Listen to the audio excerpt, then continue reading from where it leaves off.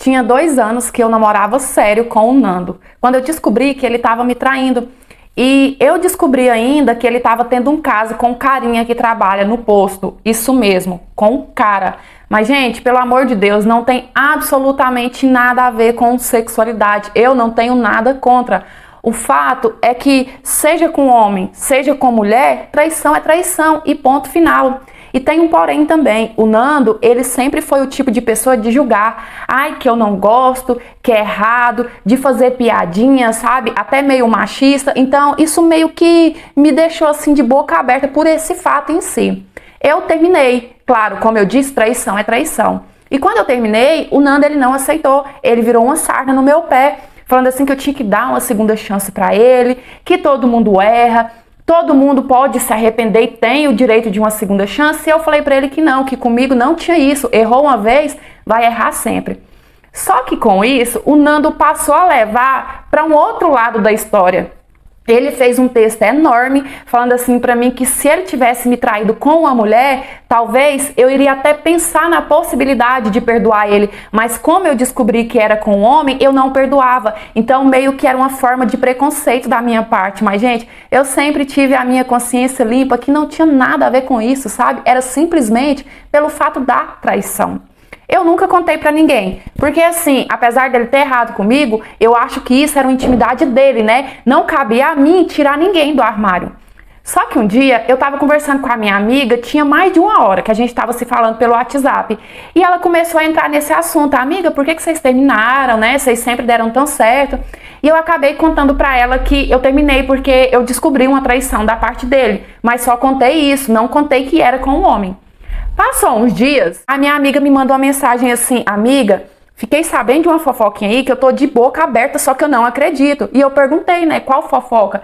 E ela disse assim: o povo tá comentando que o Nando tá tendo um caso com um carinha lá do posto, aquele frentista que é moreninho dos olhos claros, sabe? Justamente o cara que eu peguei ele me traindo.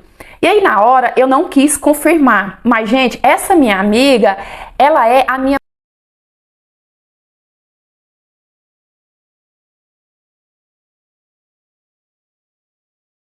melhor amiga, daquelas que a gente divide tudo, sabe? Que a gente não tem segredo. Então, primeiro, eu só mandei uma carinha com a mão na boca, sabe? Querendo dizer assim, eu não quero falar sobre o assunto. Mas ela ficou assim: amiga, você sabe de alguma coisa? E eu acabei contando. Falei assim: amiga, é verdade, não é mentira. Eu peguei ele me traindo justamente com esse cara. E ela não acreditou. Falou assim: amiga, como que você acreditou numa mentira dessa? Isso é fofoca do povo. Logo o Nando, que sempre criticou, que sempre falou que é machista, machão. Não, você não deveria ter acreditado.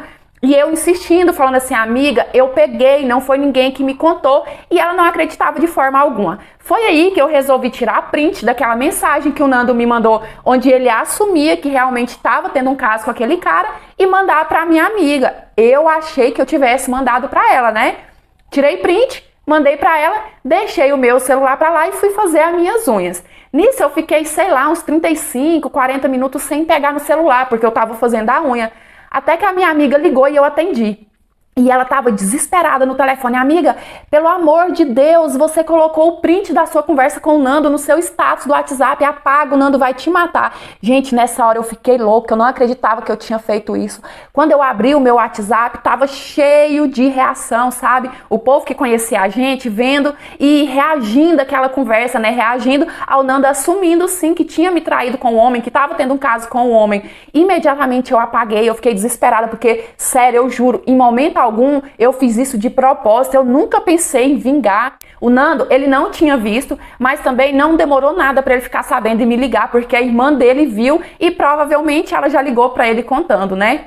Nisso, o Nando me ligou muito bravo, me esculachando, falando assim que o que eu fiz foi covardia, que ele tinha errado sim me traindo, mas eu não tinha o direito de expor ele daquela forma, que agora como que ele ia encarar as pessoas, sabe? E eu tentando falar: Nando, não foi por querer, Nando, me perdoa, mas ele não me deixava. Quando eu era pré-adolescente, eu tinha dos meus 12 para 13 anos, as pessoas falavam muito mal de mim, por causa do que a minha mãe era naquela época. A minha mãe, ela era muito sem juízo, sabe? Vivia nos bares, bebendo, vivia procurando confusão por causa de homem casado. Então, por causa disso, as pessoas julgavam que eu era da mesma forma, que eu não valia nada, que eu era isso, aquilo, e eu me revoltava, porque em casa as coisas já não era nada fácil. Pensa só, ver a sua mãe bêbada quase todos os dias, chegar em casa várias vezes roxa porque ela saía na porrada com as mulheres, e fora o fato de que toda semana a minha mãe estava com cara diferente. Então, dentro de casa eu já sofria por causa disso, e na rua eu tinha que sofrer ainda com o julgamento das pessoas, com as pessoas me olhando, me apontando o dedo, sabe? Eu era bem para baixo. Com 13 anos, eu era uma menina deprê. Eu não era uma menina como as outras da minha idade, que era feliz, que era alegre, que estava naquela fase de querer namorar, não. Nessa época, eu conheci a Ana Clara. E a Ana Clara, ela me apoiava muito, sabe?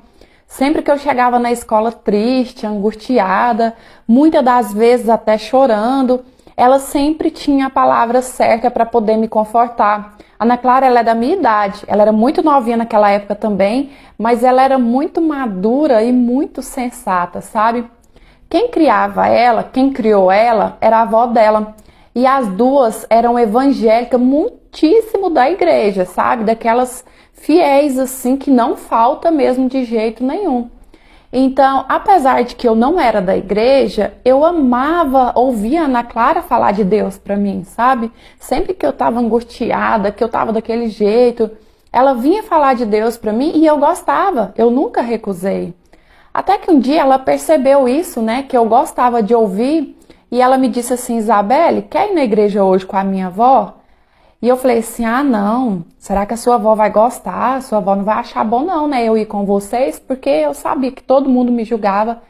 E ela: que isso, não tem problema, minha avó vai achar bom, né, mais uma pessoa que eu tô levando pra igreja. Falei: não, então tá bom, lá pelas 6h30 eu vou pra sua casa, de lá a gente vai. Fiquei toda animada, gente. Ficou combinado assim. Chegou a hora de me arrumar pra poder ir e eu vesti a roupa que eu tinha. Eu não tinha muita escolha e eu achava que não tinha isso, sabe? Eu achava que eu não ia ser julgada pela forma que eu tivesse vestida. Então, eu coloquei uma regatinha de alcinha bem fininha e coloquei uma calça jeans colada, né? Ela era bem justinha no corpo, como eu disse, era o que eu tinha. E fui. Cheguei na casa da Ana Clara, chamei. Quem me atendeu foi a avó dela. E quando aquela mulher saiu para me atender, o olhar dela para mim, eu me senti como se eu tivesse nua, sabe? Eu me senti como se eu tivesse sem roupa ali no portão dela. Ela me olhava de baixo em cima, assim, com um olhar de julgamento que era como se eu pudesse ler os pensamentos dela. E com uma cara de desprezo total, ela me convidou para entrar, para esperar, porque a Ana Clara estava terminando de se arrumar.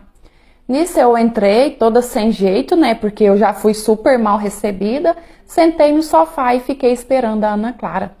Quando de repente eu comecei a escutar uns cochichos que vinham do quarto, a Ana Clara com a avó dela, e eu já imaginei que a avó dela estivesse falando alguma coisa de mim.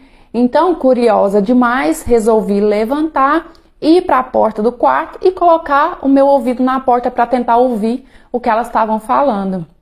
E se arrependimento matasse, eu tinha morrido. Eu não queria nunca ter escutado as coisas que aquela mulher dizia para mim.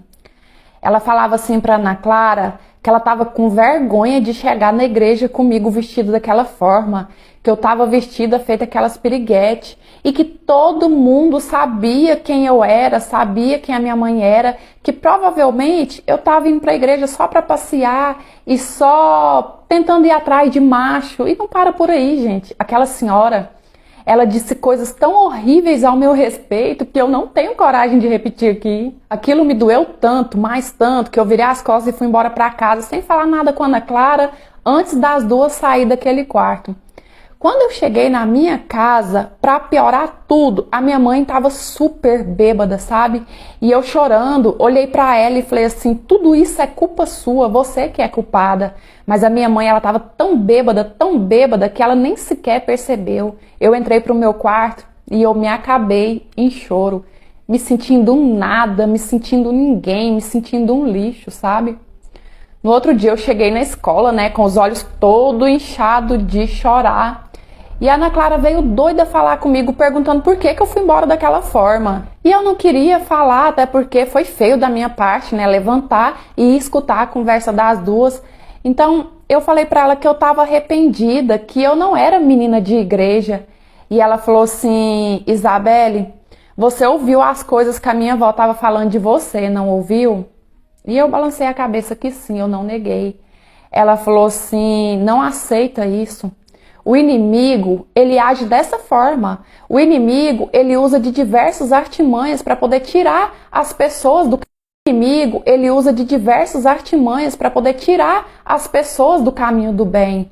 A minha avó não é ninguém para te julgar, ela não tem esse direito, ela não é santa pelo simples fato dela estar dentro da igreja todos os dias. Pelo contrário, se ela está dentro da igreja todos os dias, se ela conhece a palavra e ainda assim ela te julga daquela forma, ela é mais errada ainda, porque ela conhece o certo, mas prefere fazer o errado. Então, se você sente vontade, se você sente no coração, vá. Não deixe as pessoas falar o contrário. Não deixe as pessoas te dizer que você é isso, que você é aquilo. Não deixe se abater por causa das más línguas, não. Levanta a cabeça, dá a volta por cima e vá. Hoje, tá com 13 anos que eu sou evangélica. Eu amo, sabe? Eu me sinto muito em paz. Sou casada, tenho um filho. Claro que eu sou amiga da Ana Clara até hoje, afinal, parte do que eu sou hoje eu devo a ela. E a minha mãe, ela já não é mais aquela mesma pessoa, mas infelizmente não porque ela se arrependeu, não. Porque hoje a minha mãe tá muito doente mesmo. Só por isso que ela saiu daquela vida. E eu contei a minha história porque eu quero te deixar a seguinte lição. Às vezes você escuta coisas que pode te destruir, porque sim, palavra tem poder. Uma palavra pode machucar muito mais do que uma agressão física, sabe? Mas tenha fé, independente da sua religião, tenha fé, tenha força, tenha foco em você mesmo e pegue aquilo que foi usado para te destruir e use de escada para te levantar ainda mais. Enfim, fica a dica. Tinha 12 anos que eu era casada, eu me sentia super carente porque o meu marido não era uma pessoa muito atenciosa, carinhoso. Pra falar a verdade, ele era bem ausente comigo. Ainda assim, eu nunca traí. Deus me livre, só de pensar nisso, eu senti uma vergonha tão grande. Eu fui bem criada, né? Desde pequena, eu aprendi que o caráter é o bem mais valioso do ser humano.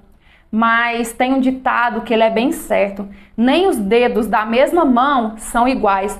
Porque a minha irmã, que tinha um bom marido, um bom casamento, ela não dava valor. Ela vivia traindo, coitado, e ainda ficava inventando 1000 desculpas pro meu pai e pra minha mãe para poder justificar as traições dela. Os dois ainda caíam. Eu não. Eu sempre falei pra ela: não existe justificativa pra traição. Se não tá bom, se não gosta mais, separa. É mais bonito e não dá mau exemplo pros filhos. Quando foi um dia, a minha irmã chegou aqui apavorada, desesperada, me pedindo pelo amor de Deus para que eu confirmasse uma história que ela inventou para o marido dela. E eu disse: como assim? Que história é essa? E ela me contou. Ela falou assim: não, mana, é que ele pegou uma conversa no meu celular com um carinha que eu tô saindo aí. E eu fiquei desesperada demais, sem saber o que eu fazia. E eu acabei mentindo pra ele assim, que você que estava conversando com esse cara pelo meu celular, pro seu marido não descobrir que vocês dois são amantes. Eu disse: o quê? Gente, pela primeira vez em 29 anos, eu senti vontade de espancar a minha irmã. Eu fiquei com tanta raiva dela, eu falei: é claro que não, é claro que eu não vou confirmar uma coisa dessas. Se você se enfiou nessa bagunça, nessa confusão, você que se vire para sair. Ela saiu daqui contrariada, bravinha comigo, como se ela tivesse coberta de razão e eu que fosse a errada, sabe? Depois que ela saiu, eu pensei bem e cheguei à conclusão que eu deveria contar pro meu marido, porque eu pensei assim: ela não tem muito juízo. Para ela não desmentir essa história, isso criar uma proporção grande e chegar no ouvido do meu marido, é daqui para ali. E já pensou a confusão que eu ia me meter sem ter nada a ver com essa história? Então eu fui e contei para ele, né, tudo que ela tinha me falado. E aí, nisso, sem que eu percebesse, o meu marido pegou o celular e mandou mensagem pro marido dela contando tudo, que ela tinha acabado de sair aqui de casa, pedindo para eu confirmar aquela mentira dela, né? Enfim. O marido dela separou dela e ela ficou com raiva de mim. Só que naquela época eu nem fui atrás também, ela que estava errada.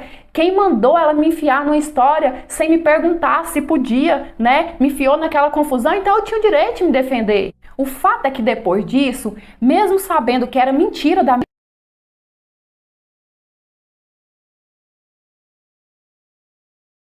minha irmã, o meu marido ficou estranho comigo. Começou a ter ciúmes, começou a questionar algumas coisas, a mexer no meu celular, e ele nunca foi disso. Um dia até eu perguntei, falei assim, você sabe que aquela conversa toda da minha irmã é mentira, né? E ele falou assim, uai, sei, por quê? Falei, não, depois daquilo você tá estranho comigo, sentindo ciúmes, mexendo no celular, você nunca foi disso. E ele pegou e falou assim, ah, quer saber, aquela história que a sua irmã inventou, parece que me abriu os olhos, sabe? Parece que foi uma segunda chance pra mim.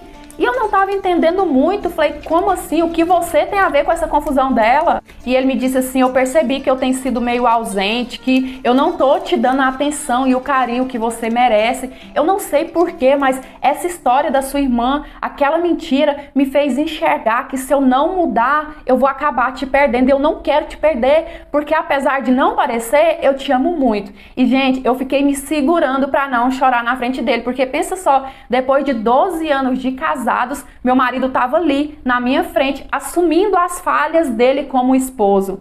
Depois daquilo, nossa, o meu marido melhorou demais. Ele chega do trabalho me contando coisas que aconteceu lá. Ele me pergunta como foi meu dia, o que eu fiz, alguma coisa que eu fiz diferente. Ele me leva para sair, ele tá super atencioso, super carinhoso. Outra pessoa. Quem diria que uma mentira que a minha irmã inventou com o meu nome salvaria o meu casamento? Como diz o ditado, há males que vêm para bem, né? Porque se alguém me contasse, juro, eu não acreditaria. Hoje, eu e a minha irmã, a gente tá bem de novo, a gente se fala. E o marido dela, coitado, ele resolveu perdoar e dar uma segunda chance para ela, porque ele gosta demais dela, tadinho. Mas, infelizmente, nem todo mundo sente a vontade de mudar, sabe? Nem todo mundo muda, porque aquela ali vai ficar velhinha, velhinha, sem juízo. Depois que eles voltaram, eu já soube de uns 2 rolos diferentes dela. Mas é aquilo, né? Uma hora ou outra, ela vai começar a colher isso que ela tanto planta.